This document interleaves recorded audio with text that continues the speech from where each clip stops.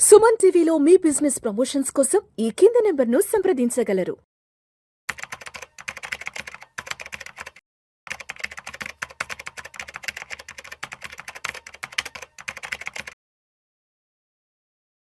సల్మాన్ గారు నమస్తే సార్.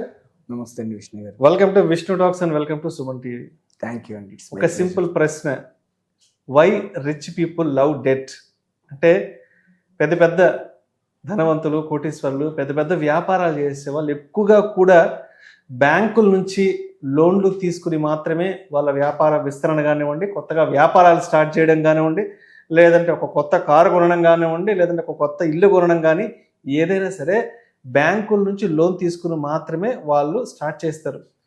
పెద్ద పెద్ద ధనవంతులకి ఎంతో క్యాష్ ఫ్లో ఉంటుంది, చేతిలో క్యాష్ ఉంటుంది. బట్ ఎక్కడ ఎవరు కూడా ధనవంతులు, కోటీశ్వరులు అనేవాళ్ళు వాళ్ళ క్యాష్ ద్వారా ఏది కొనడం కానీ, క్యాష్ ద్వారా వ్యాపారాలు స్టార్ట్ చేయడం ఎవరు వచ్చారు. సో ప్రతి ఒక్కరూ బ్యాంకుల నుంచి లోన్ తీసుకుని మాత్రమే వాళ్ళ కొత్త వ్యాపారాలు స్టార్ట్ చేస్తారు. కాబట్టి ఎందుకు పెద్ద పెద్ద వాళ్ళు ఈ కాన్సెప్ట్ని ఎంచుకున్నారు? చూడండి విష్ణు గారు, ఇప్పుడు పెద్దవాళ్ళు బ్యాంక్స్ నుంచి లోన్ తీసుకొని వాళ్ళ వ్యాపార లోన్లు కానీ, ఇల్లులు కానీ, కార్లు కానీ కొంటారని మనం మాట్లాడుకుంటున్నాం. దీన్ని మన మిడిల్ క్లాస్ వాళ్ళకి కూడా ఉపయోగపడేలా వీడియో మనం చేద్దాం. ఎలా అంటే, ఫస్ట్ అసెట్స్ అంటే ఏంటి, లయబిలిటీస్ అంటే ఏంటి. అసెట్స్ అంటే మీరు ఇన్వెస్ట్ చేయటం వల్ల మీ జేబులోకి డబ్బు రావాలి, క్యాష్ ఫ్లో రావాలి. Paycheck or cash flow. Cash flow అంటే నిత్యం డబ్బు రావాలి మీకు. పే చెక్ అంటే శాలరీ లాగా రావాలి మీకు. అది అసెట్స్. లయబిలిటీ అంటే మీ దగ్గర నుంచి డబ్బు తీసుకుని వెళ్ళిపోయేది లయబిలిటీ. ఓకేనండి. ఇప్పుడు జనరల్గా మిడిల్ క్లాస్ మనస్తత్వం ఏంటంటే, అసెట్స్ కొంటున్నాం అనుకొని మనం లయబిలిటీస్లో ఇరుక్కుంటాం. ఎస్పెషల్లీ కార్ లోన్, ఇంట్లో ఉండే ప్రతి వస్తువు లోన్లో తీసుకొని, ఈవెన్ ఇల్లు కూడా మనం లోన్లో తీసుకొని లయబిలిటీలు ఇరుక్కుంటాం. ఇల్లు లయబిలిటీ అని మనం ఎందుకు అంటామంటే, ఇల్లు అసెట్. యాక్చువల్గా ఎప్పుడు అసెట్ అంటే, ఇల్లు మీ దగ్గర డౌన్ పేమెంట్కి కొంత అమౌంట్ ఉండాలి. డౌన్ పేమెంట్కి అమౌంట్ లేకుండా మీరు డౌన్ పేమెంట్ గోల్డ్ మార్టగేజ్ చేసో, పర్సనల్ లోన్ చేసి తీసుకోనో డౌన్ పేమెంట్ కట్టి మీ క్రెడిట్ స్కోర్ ఉంది కదా అని హౌసింగ్ లోన్ తీసుకుంటే క్రెడిట్ స్కోర్ వస్తుంది. హౌసింగ్ లోన్ తీసుకుని మళ్ళీ రిజిస్ట్రేషన్ కోసం మళ్ళీ అప్పు తీసుకొని ఇంటీరియర్ కోసం అప్పు తీసుకుంటే మీకు ఇల్లు లయబిలిటీ అవుతుంది. మరి over a period of time 7-8% ఉందనుకోండి రేట్ ఆఫ్ ఇంట్రెస్ట్, ఇల్లు over a period of time ఇల్లు రేట్లు పెరగవా? చాలా బాగా పెరుగుతాయి. ఇల్లు అసెట్టే. ఎప్పుడు అసెట్ అంటే, మీ దగ్గర ఉన్న డబ్బుల్లో డౌన్ పేమెంట్కి మీరు ఇబ్బంది పడకూడదు. డౌన్ పేమెంట్ మీరు ఫస్ట్ ఇన్వెస్ట్ చేసి సంపాదించుకోవాలి. ఓకేనండి. డౌన్ పేమెంట్ మీరు ఇన్వెస్ట్ చేసి సంపాదించుకోవాలి. అలాగే రిజిస్ట్రేషన్ కోసం మీరు ఇన్వెస్ట్ చేసిన డబ్బుల్లోనే కట్టాలి. అలాగే ఇంటీరియర్ కూడా. అంటే ప్రతిదీ మొత్తం మీ తాగుతూ మించి ఈఎంఐలు మీకు 60-70% వెళ్తే మీకు ఇల్లు కూడా లయబిలిటీ కింద అవుద్ది. అయితే రిచ్ పీపుల్ ఏం చేస్తారంటే, రిచ్ మైండ్ సెట్ ఏం చేస్తారంటే, వాళ్ళ దగ్గర 1 కోటి కావచ్చు, 2 కోట్లు కావచ్చు ఉన్నాయి అనుకోండి. దీన్ని ఇప్పుడు ఇంటిలోనే ఎంత 7%-8% ఉందనుకోండి ఉదాహరణకి. వీళ్ళు 7-8% కంటే ఎక్కువ వచ్చే దగ్గర ఇన్వెస్ట్ చేస్తారు. ఇన్వెస్ట్ చేయటం వల్ల అది గోల్డ్ కావచ్చు, బాండ్స్ కావచ్చు, ఈక్విటీస్ కావచ్చు, real estate, commercial properties or residential properties కావచ్చు. అంటే హౌసింగ్ లోను, కార్ లోన్లు వడ్డీ కంటే ఎక్కువ రిటర్న్ వచ్చే దగ్గర ఇన్వెస్ట్ చేస్తారు రిచ్ మైండ్ సెట్. దానివల్ల ఏమవుతుంది, మీకు 7% హౌసింగ్ లోన్లో పోతుంది అనుకోండి, ఇక్కడ మీకు ఎక్కువ వస్తుంది. 12%-13%.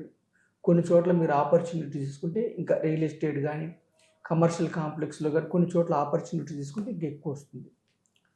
సో మనం ఏమంటున్నామంటే, ఫస్ట్ అసెట్స్ బిల్డ్ చేసుకోవాలి. బిల్డ్ చేసుకున్న తర్వాత మనము ఈఎంఐ పెట్టుకోవాలి. ఇప్పుడు రిచ్ పీపుల్ ఏం చేస్తారంటే బిజినెస్ లోన్ ఎందుకు తీసుకుంటారంటే వాళ్ళ దగ్గర ఉంటే కూడా వాళ్ళ దగ్గర ఉన్న డబ్బుని ఇన్వెస్ట్ చేస్తారు. అది ఈక్విటీస్ కావచ్చు, రియల్ ఎస్టేట్ కావచ్చు. ఇన్వెస్ట్ చేసిన తర్వాత బిజినెస్ లోన్కి కట్టే ఇంట్రెస్ట్ కంటే ఈ అసెట్స్ ఎక్కువ రిటర్న్ జనరేట్ చేస్తాయి. అర్థమైంది విష్ణు గారు? ఏదైతే బిజినెస్ లోన్ తీసుకుంటారో మళ్ళీ బిజినెస్ లోన్ వచ్చే ఇంట్రెస్ట్ కంటే బిజినెస్ మీద వచ్చే లాభాలు ఎక్కువ ఉంటాయి. So business loan is good. అలాగే మీ దగ్గర మొత్తం క్యాష్ తీసుకోకుండా మీరు కొంత పోర్షన్ డౌన్ పేమెంట్ కట్టి హౌసింగ్ లోన్ తీసుకోవడం వెరీ గుడ్. ఎందుకని ఈ డబ్బుని మీరు ఇన్వెస్ట్ చేసుకుంటే ఇక్కడ 7% పే చేస్తాం మనం ఈఎంఐ, 8% పే చేస్తాం. ఇక్కడ 12 to 13% అది ఇన్వెస్ట్మెంట్లో రిస్క్ ఉంటుంది. ఏ ఇన్వెస్ట్మెంట్ అయినా, రియల్ ఎస్టేట్ అయినా, ఈక్విటీస్ అయినా, బాండ్స్లో అయినా, బాండ్స్లో లిటిల్ రిస్క్ ఉంటుంది, గోల్డ్ అయినా రిస్క్ ఉంటుంది. ఇన్వెస్ట్మెంట్ ఎప్పుడు రిస్క్ ఉంటుంది, బట్ ఇన్వెస్ట్మెంట్ మీకు క్యాష్ ఫ్లో ఇస్తుంది, ఇన్వెస్ట్మెంట్ మీకు పే చెక్ ఇస్తుంది. సో మీ దగ్గర ఉన్న డబ్బుని ఎప్పుడు కూడా ఇన్వెస్ట్మెంట్ చేసుకోవాలి.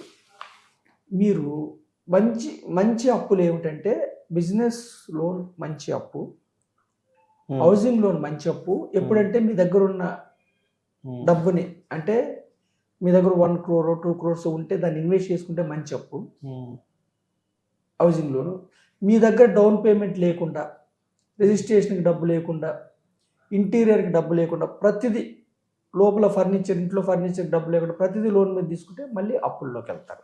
ఇది హౌస్ కొనటం అసెట్ లయబిలిటీ అనేది బిగ్గెస్ట్ టాపిక్.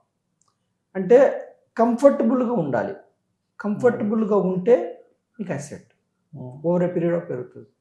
ప్రతిదీ మీరు అప్పు తీసుకుని కొంటే అది లయబిలిటీ. సో ఫస్ట్ ఇన్వెస్ట్ చేసుకోండి. ఇన్వెస్ట్మెంట్ నుంచి వచ్చిన క్యాష్ ఫ్లో పే చెక్తో మీరు ఈఎంఐలు కట్టండి. బిజినెస్ లోన్ ఏంటంటే బిజినెస్ లోన్ మనం కొంత పర్సంటేజ్ తీసుకుంటాం, కానీ బిజినెస్ నుంచి వచ్చే డబ్బుతో మనం పే చేస్తాం. Over a period of time మీరు ధనవంతులు అవుతారు. So the rich mind set ఏమిటంటే ఫస్ట్ దే క్రియేట్ అసెట్స్. వాళ్ళ ఆస్తులు సమకూరుస్తారు. ఆస్తుల నుంచి ఈఎంఐ వెళ్ళిపోతుంది, వాళ్ళ ప్రతి అవసరం వెళ్ళిపోతుంది.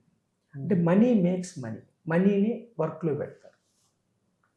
So always rich mind set ఏంటంటే వాళ్ళు యాక్టివ్ ఇన్కమే కాకుండా ఇన్వెస్ట్మెంట్స్ ద్వారా ప్యాసివ్ ఇన్కమ్ జనరేట్ చేస్తారు. దాని నుంచి లయబిలిటీస్ ఈఎంఐలు కట్టేస్తారు. మనం ఏం చేస్తామంటే ఎక్కువ మంది మిడిల్ క్లాస్ వాళ్ళు ఏం చేస్తామంటే అసెట్స్ బిల్డ్ చేయకుండా ఫస్ట్ లయబిలిటీస్ ఇరుక్కుంటాం.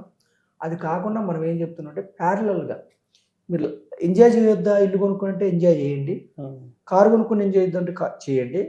కానీ ఫస్ట్ మీరు కొంత పోర్షన్ లయబిలిటీస్ పెట్టుకుంటూ ఇన్వెస్ట్మెంట్స్ కూడా మీరు ప్రిఫరెన్స్ ఇస్తే కొంతకాలం 10-15 ఏళ్ళ తర్వాత మీరు అప్పుల్లోకి వెళ్ళకుండా, ఆర్థిక అసెట్ లేకుండా ఉండకుండా చక్కగా మీరు ఆర్థిక అసెట్ బిల్డ్ చేసుకోవచ్చు. ఇది మనం ప్రజలకు ఇచ్చే education. So rich creates asset first, later from asset they will pay EMIs and they buy car or house or business loans they take. But first investment build చేసిన తర్వాత అసెట్, ఆర్థిక asset build చేసిన తర్వాత వీళ్ళు చేస్తారు. కాబట్టి ఇక్కడ నుంచి మీకు అంతా వెళ్ళిపోతుంది. Right. Thank you sir. Thank you so much Salvam garu. Thank you Krishna గారు.